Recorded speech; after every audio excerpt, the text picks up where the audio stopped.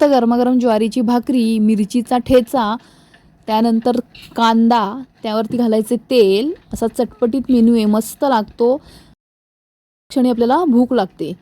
तर त्यासाठी आपण काय केलेलं आहे, इथे कढई घेतलेली आहे. कढईमध्ये टाकायचं थोडंसं तेल, 2-3 कढीपत्त्याची पानं टाकलेली आहेत, 10 ते 12 लसणाच्या पाकळ्या आपल्या आवडीनुसार आपण टाकायच्या आहेत. त्यानंतर मिरच्या, आपल्याला किती तिखट हवं आहे त्याप्रमाणे आपण मिरच्या घालणार आहोत. त्यात 1 चमचा जिरे घालायचे आहेत, चवीनुसार घालायचं आहे मीठ. त्यानंतर 2 मिनटं झाकण ठेवायचं आहे आणि हे मस्त वाफवून घ्यायचं आहे, जेणेकरून मिरच्या आपल्या अंगावर उडणार नाहीत, म्हणून आपण हे झाकून ठेवलं होतं. गॅस बंद करायचा आहे.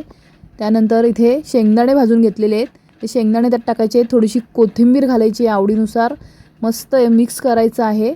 आणि एका मिक्सरच्या भांड्यामध्ये थंड झाल्यानंतर हे आपण वाटून घ्यायचं आहे. अशा प्रकारे आपण ठेचा तयार करून घेणार आहोत.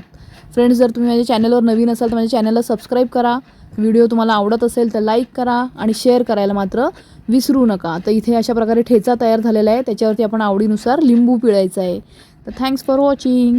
बाय.